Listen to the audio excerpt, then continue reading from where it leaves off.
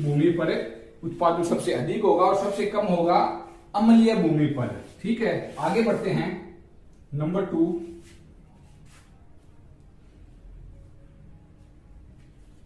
कि ज्यादा पैदावार के लिए, ज्यादा पैदावार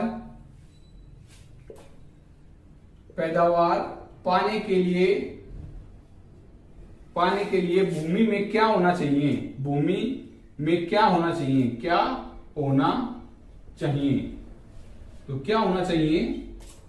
कैसी भूमि होनी चाहिए कि भूमि में न तो अधिक क्षार हो और न ही अधिक अम्ल हो, कि ना अधिक क्षार हो और ना अधिक अम्ल हो, यानी कि उसका अनुपात होना बहुत ही जरूरी है ज्यादा पैदावार के लिए। तो नंबर 3 क्वेश्चन, कि हमारे देश में कितनी भूमि अक्षारीय है? भारत में कितनी भूमि अक्षारीय है? अक्षारीय है, तो कितनी भूमि अक्षारीय है? लगभग 1.3 करोड़ ऊसर।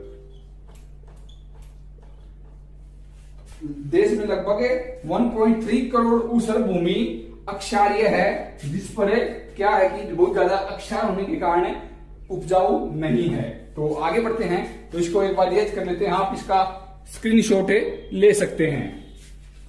तो आज की जो क्लास चल रही है हमारी एग्रीकल्चर को लेकर चल रही है। एग्रीकल्चर के बारे में हम आपको क्वेश्चन करवा रहे हैं। तो अगर क्वेश्चन अच्छे लग रहे हैं तो क्वेश्चनों को, वीडियो को लाइक कर लीजिए, चैनल को सब्सक्राइब भी कीजिएगा। तो आगे बढ़ते हैं। उत्तर,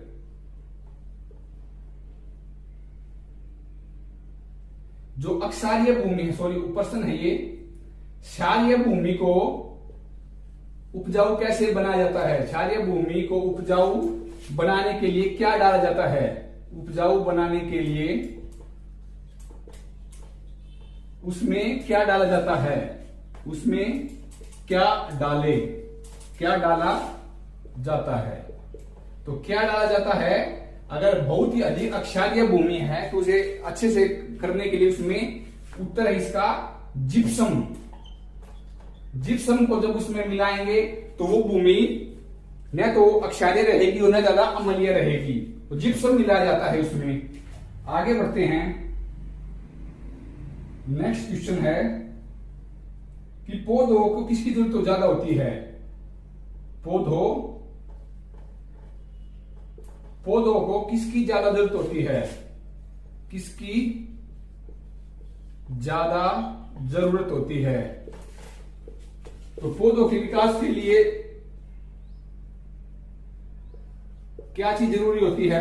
पौधों को सबसे जरूरी क्या होता है? उनको होता है नाइट्रोजन, फास्फोरस व पोटाशियम। उत्तर है इसका, पौधों को चाहिए नाइट्रोजन,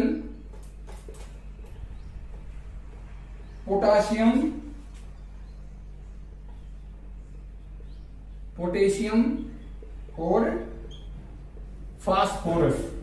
और क्या चाहिए? तीसरी चीज चाहिए उन्हें फास्फोरस। तो पौधों को ये 3 चीजें चाहिए अधिक ज्यादा अपनी वो पाने के लिए, नाइट्रोजन, पोटेशियम व फास्फोरस। नेक्स्ट क्वेश्चन है कि खरपतवार को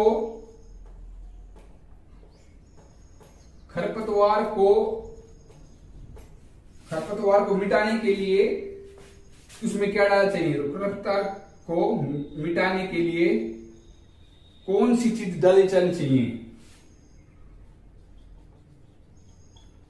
क्या डाला जाता है? तो क्या डाला जाता है खरपतवार को मिटाने के लिए? उसमें एक 2,4-D नाम की दवाई आती है। उसे डाला जाता है। तो 2,4-D दवाई में क्या होता है, कैल्शियम साइलामाइड, कैल्शियम साइलामाइड, कैल्शियम साइलामाइड होता है, वो मिलाया जाता है।